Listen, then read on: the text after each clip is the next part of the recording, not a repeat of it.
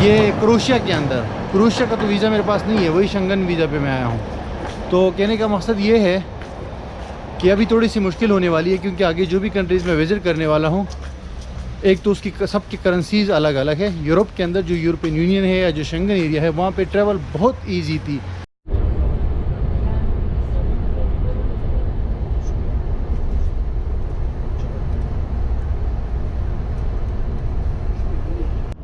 Good morning guys, once again मैं यहाँ पे बुडापेस्ट हंगरी में हूँ और अभी अभी मैं जा रहा हूँ क्रोशिया, ज़ाग्रेब, और ये होगा मेरा कंट्री नंबर 55। आज बारिश भी हो रही है बहुत तेज़, यहाँ पे सर्दी बढ़ गई है वंस अगेन। और बेसिकली मैं फ्लिक्स बस से जा रहा हूँ। ये बैकग्राउंड में आप देख सकते हैं, मैं बस स्टेशन के ऊपर हूँ और ये मेरी आखिरी फ्लिक्स बस के साथ जर्नी होगी, क्योंकि क्रोशिया के बाद जो है फ्लिक्स बस काम नहीं करती। और आज मुझे शंगन एरिया से भी एग्जिट करना है, क्योंकि ये हंगरी आखिरी कंट्री है। इसके बाद जो क्रोशिया है वो यूरोपियन यूनियन में तो है, लेकिन शंगन एरिया के अंदर नहीं है। और ये 5 घंटे का सफ़र होगा। ये टिकट मैंने 18 यूरो की परचेज़ की थी और आज मुझे 1 महीना जो है पूरा हो गया है यूरोप के अंदर घूमते घूमते। अभी तक मैंने 14 कंट्रीज़ को विज़िट किया है और क्रोशिया 15वां कंट्री होगा। और अभी ये बस जर्नी स्टार्ट है। तो बारिश है, मौसम ख़राब है, लेकिन देखते हैं कि अगर अच्छा व्यू मिल जाता है तो आपको देते हैं, नहीं तो यहाँ से क्रोशिया ज़ाग्रेब तक जो है ना जर्नी आपके साथ में शेयर करूँगा। अभी थोड़ी देर में बस में बैठने वाला हूँ और फिर आगे देखते हैं रास्ते में क्या कुछ मिलता है। दुम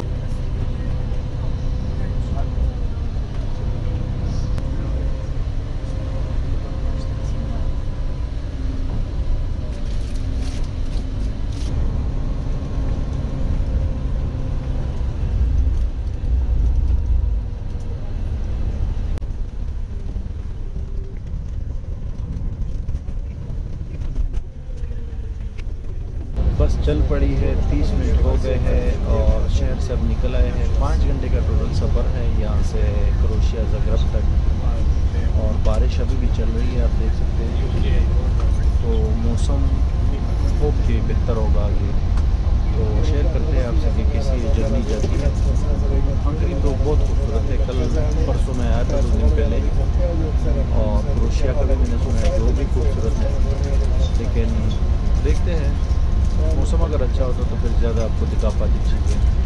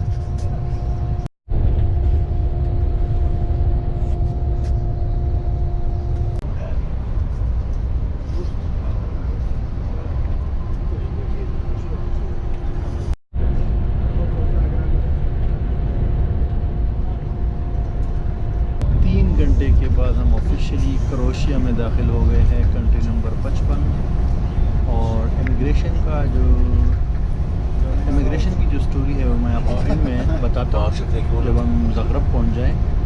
तो अभी इसके बाद जो आप देखने वाले हैं वो है क्रोएशिया। तकरीबन 1 घंटा और रास्ता है ज़गरेब जो कैपिटल है क्रोएशिया का। उसके बाद जो है फिर मैं आपको बताता हूँ जर्नी के बारे में और ये इमिग्रेशन जो भी प्रोसेस हुआ, क्योंकि शंगन एरिया मैंने एग्ज़िट कर लिया है, तो उसके बारे में भी आपको बताता हूँ। बहुत खूबसूरत है यार क्रोएशिया भी।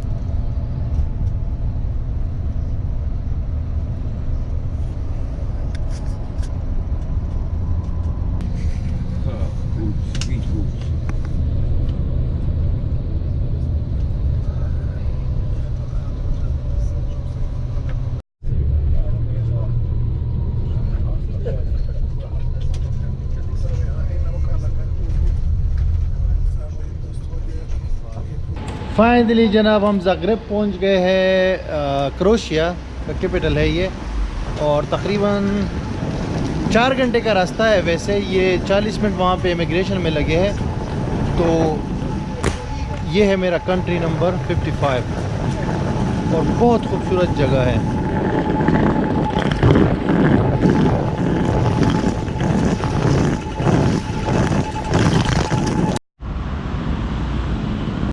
सफ़र बहुत अच्छा रहा, हमेशा की तरह फ्लेक्सबक्स में जैसे होता है।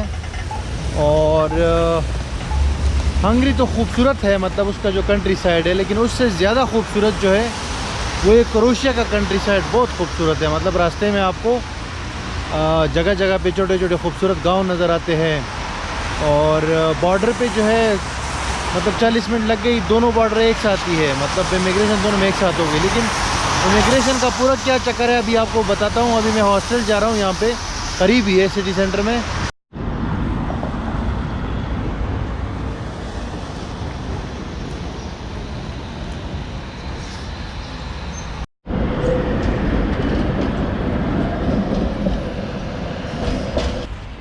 अपने हॉस्टल पहुंच गया भाई, पैदल वॉक किया है 17-18 मिनट, सही तक गया हूं। ये चाचा जो पीछे आ रहे हैं मेरे, ये मेरे साथ बस में आए हैं, इन्होंने सही तका दिया। मैं तो ट्रेन में आ रहा था। बहरहाल अभी बेसिकली अभी इमिग्रेशन के हवाले से आपको बताता हूँ। हंगरी जो है ये शेंगन एरिया में आता है। तो ये मेरा लास्ट कंट्री था शेंगन एरिया के अंदर, और वहाँ से मैं क्रोशिया आया हूँ। तो क्रोशिया जो है ये यूरोपियन यूनियन में तो है, लेकिन ये शेंगन एरिया का मेंबर नहीं है। ये बॉर्डरलेस जो एरिया है उसका अभी ये हिस्सा नहीं है। तो इसीलिए यहाँ पे बॉर्डर चेक होता है। तो बॉर्डर चेक हुआ, और टोटल जो प्रोसेस था, दोनों सबसे अच्छी बात ये थी कि दोनों एक जगह पे थी। बॉर्डर मतलब स्टैंप दोनों क्रोशिया और शेंगन एरिया की एग्जिट और इसकी एंट्री स्टैंप एक ही जगह पे लगी। 40 मिनट्स वहाँ पे लगे, कोई क्वेश्चन नहीं, जस्ट वीज़ा, सबके पासपोर्ट ले लिए और उस पर स्टैम्प कर दिया। लेकिन इन कंट्रीज़ पहले मैं आया था, ये अल्बानिया, मोंटेनेग्रो, सर्बिया वगैरह, तो यहाँ पे काफ़ी प्रॉब्लम होती है, क्योंकि दूसरे वीज़े पे यहाँ पे मैं आया हूँ। जो मेरे पास शेंगन वीज़ा है वो मल्टीपल एंट्रीज़ है, तो उसके ऊपर यहाँ पे मुझे एंट्री मिली है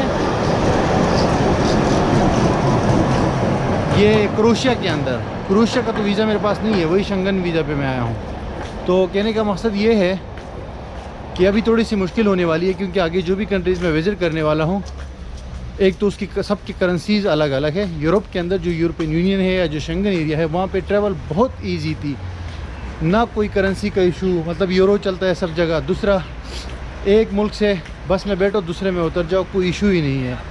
लेकिन यहाँ पे हर कंट्री में जब जाएंगे तो बॉर्डर पे एक लाइन होगी, और फिर पासपोर्ट चेक होगा, क्वेश्चंस होंगे, तो थोड़ा सा मुश्किल होने वाली है। बहरहाल अभी शेंगन एरिया के अंदर मैंने 14 कंट्रीज़ को विज़िट कर लिया है, और आई होप कि ये वीडियो भी आपको पसंद आ गई होगी। वो तो ये चाचा साथ में आ रहे हैं, ये रशिया से है, सॉरी यूक्रेन से। इनसे गपशप रही तो जर्नी अच्छी गुजरी। और अब आगे फिर आपको अपडेट करता हूँ। यहाँ क्रोशिया ज़ाग्रेब से कल यहाँ पे एक्सप्लोर करूँगा। थैंक यू फॉर वॉचिंग, और फिर मिलते हैं अगली वीडियो में।